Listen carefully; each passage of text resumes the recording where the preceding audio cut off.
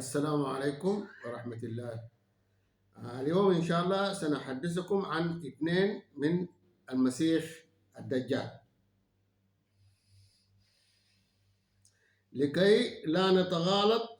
هذه القصة جاء بها مفسري التوراة والإنجيل عندما أنزل الله آية على سيدنا عيسى عليه السلام: واتل عليهم نبأ الذي آتيناه آياتنا فانسلخ منها فاتبعه الشيطان فكان من الغاوين. صدق الله العظيم. كلمة الذي تستخدم للمفرد والجمع. انظر للآية 17 171 228 من سورة البقرة.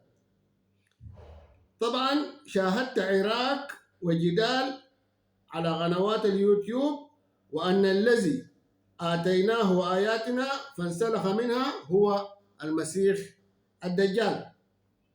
كذلك ربنا أنزل على سيدنا عيسى عليه السلام مثلا القوم الذين كذبوا بآياتنا، كدليل أن نبأ الذي آتيناه هم قوم وليس فرد. طبعا الكلام ده في سورة الأعراف. وقبلها آية كمثل الكلب.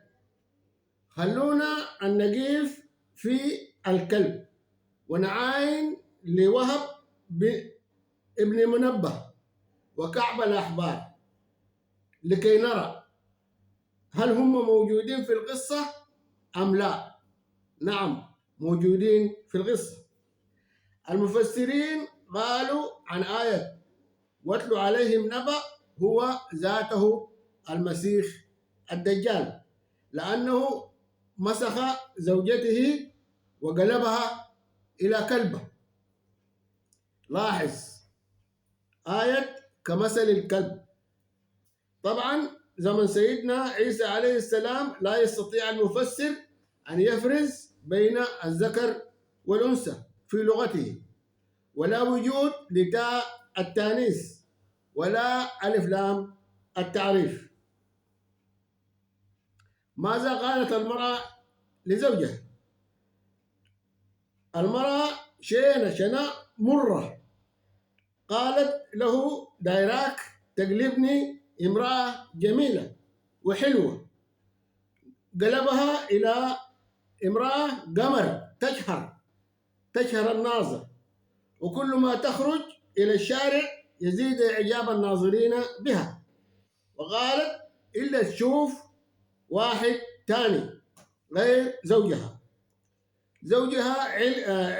علم وأخذته الغيرة وقام قلبها إلى كلبة. لاحظ كلبة، وصورة هناك فيها كلب. الآية: وصارت تهوهو وأزعجت أولادها بالهوهوة، والأولاد احتجوا على مسخ أبيهم لأمهم.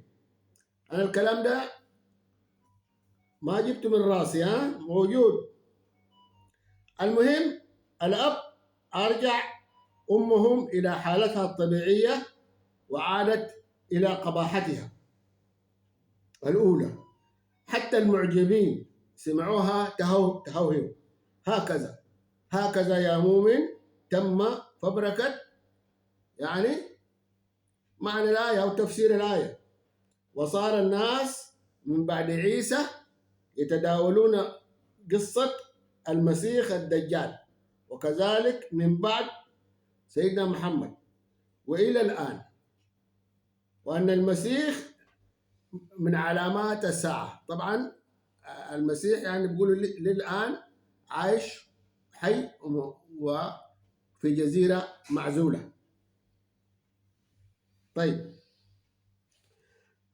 ماذا أنزل ربنا في قرآنه في السورة في الأعراف من 175 إلى 187.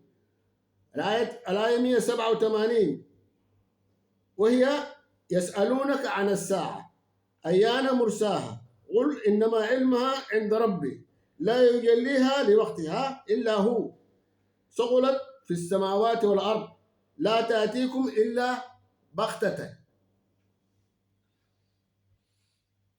طبعا بعد يعني نزلت الآية ربنا يعني أفشل حكاوي أسفار اليهود وعن المسيح الدجال، وأنه ربنا أنزل هذه الآية قال لا تأتيكم إلا بغتة، وبعد بغتة طلعت فتوى بأن المسيح الدجال حي يرزق. بعد أن قابل سيدنا موسى عليه السلام سيدنا الخضر ببحر سيدوم بالسودان رجع إلى أهله ومكث معهم 17 سنة ليكمل 40 سنة. والدليل على أن سيدنا موسى قابل أخيه هارون جهة شمال أسوان والأقصر بعد 43 سنة. في الآية 17 النازعات ربنا قال لسيدنا موسى اذهب إلى فرعون إنه طغى. ذهب إلى فرعون بعد أن كلمه الله وقال له خذ الركابة. هذه الركابة في مقدمتها فتحة تأخذ الحرف 7 أو حرف في مركابة لكي يسوجر بها شوك الزريبة ويجعل الزريبة متماسكة ومؤمنة من الحيوانات المفترسة. لما وصل إلى هناك قال لفرعون أنا رسول الله وجيتك بآية فارسل معي بني إسرائيل.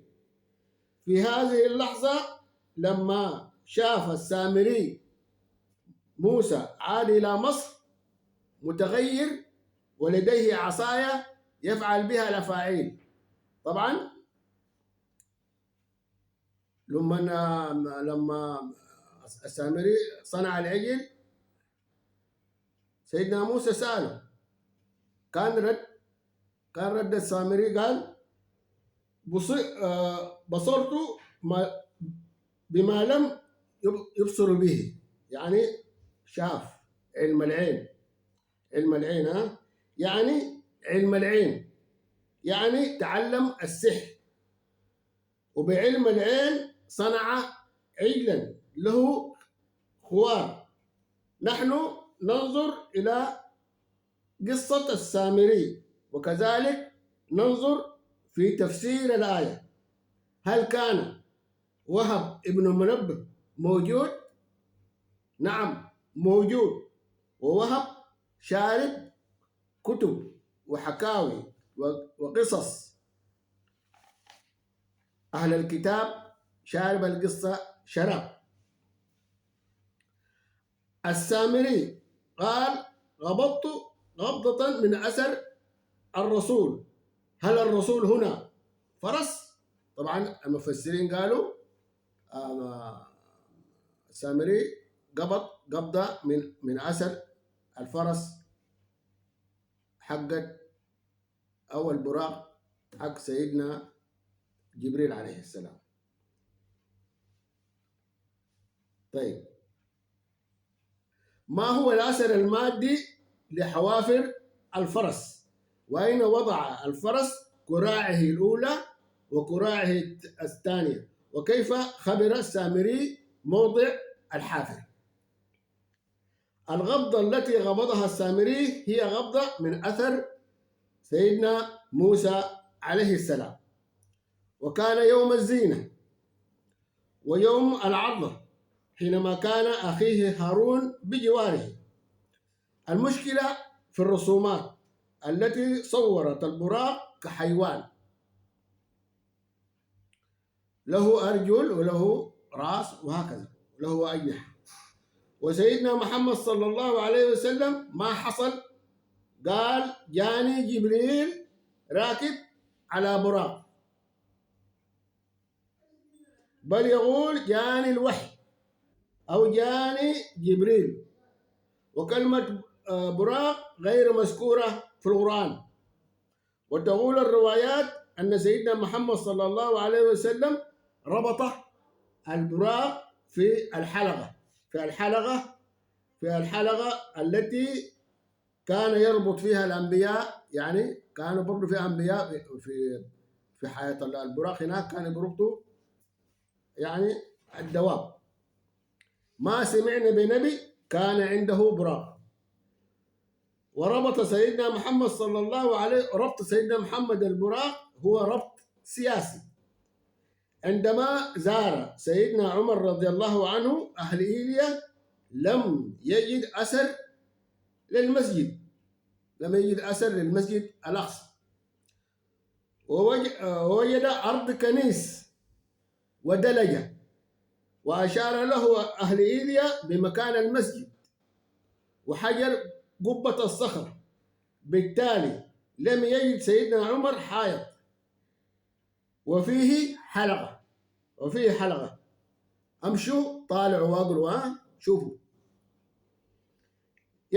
يبقى من بنى المسجد بالطوب الرملي المهدم هو عبد الملك ابن مروان، يعني في سنة في القرن العاشر يعني. ومن بعده المماليك. اليهود قالوا الطوب طوب قديم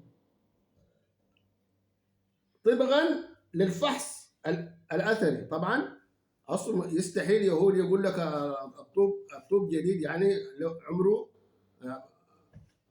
كان مصنوع سنة أو في القرن العاشر الميلادي، يستحيل يقول. وقالوا الطوب ده اليهود وقالوا الطوب هو طوب الهيكل. نريد أن نعرف هيكل سيدنا سليمان عليه السلام هل من ذهب أم من حجر فاض؟ طبعا هنا بيسألوني بيقول لي أنا قلت أرض كنيس ودلجة. الأرض الكنيس هي التي تكنسها الرياح وتتركها دلجة أو كالطرة. الطرة هو الوجه الثاني من الكتابة، يعني تكون أرض ممسوحة تصلح للصلاة. يعني عرفنا الأرض الكنيس هي الأرض التي تمسح أو تنظف بواسطة الرياح لكي تصير دلجة.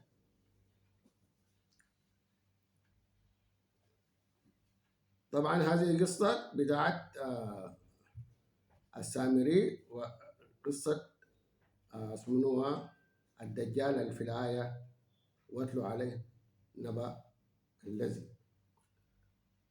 طبعا أنا ما أعرف يعني هل بعد ده تصدقون أنه في دجال يعني. والسلام عليكم ورحمة الله تعالى وبركاته.